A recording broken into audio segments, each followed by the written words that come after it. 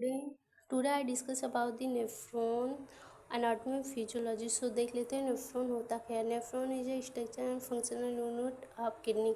Nephron जो होता है स्ट्रक्चर और फंक्शनल यूनिट होता है हमारे किडनी का. इस किडनी हैज़ 1 मिलियन नेफ्रॉन. प्रत्येक किडनी के पास 1 मिलियन नेफ्रॉन तक प्रेजेंट होता है. नॉर्मल लेंथ ऑफ नेफ्रॉन 1.2 से 2.2 इंचेस होता है. टाइप कॉर्टिकल नेफ्रॉन जो 18 से 85% होता है. जेक्स्ट्रा मेडोली जो होता है नेफ्रॉन जो होता है 15 से 20% होता है. Structure of nephron renal corpuscles and renal tubules connecting duct. Renal corpuscles क्या होता है.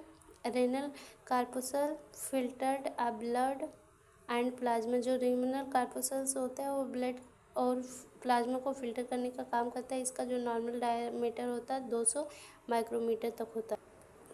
Part of the renal corpuscles glomerulus होता है एंड बोमन कैप्सूल होता है. ग्लोमेरुलस जो उसको देख रहे थे. Glomerulus is a made of network of blood capillary. जो ग्लोमेरुलस होता है वह बना होता है नेटवर्क ऑफ ब्लड कैपिलरी से.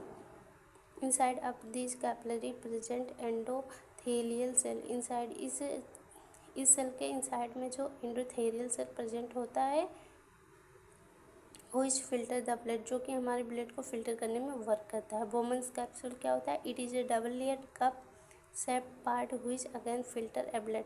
ये भी जो होता है double layer cup shape part होता है जो हमारे ब्लड को फिल्टर करने में हेल्प करता है.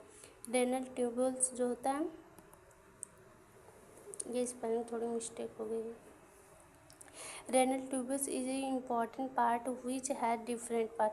रेनल ट्यूब्यूल एक इम्पॉर्टेंट पार्ट होता है और डिफरेंट पार्ट इसके होते हैं जैसे PCT, loop of Henle and DCT. PCT proximal converted tubules is a part renal tubules. ये जो होता है रेनल ट्यूब्यूल का ही पार्ट होता है. इसका जो नॉर्मल लेंथ होता है 40 mm एंड जो इसका डायमीटर होता है 55 micrometer. Loop of Henle, it is a U-shaped part and its normal length is 30 mm. It helps connect PCT and DCT. DCT digital converted tubules. Normal length of DCT is 15 mm and its diameter is 50 micrometer. Inside of DCT present principal cell. This cell produce ADH.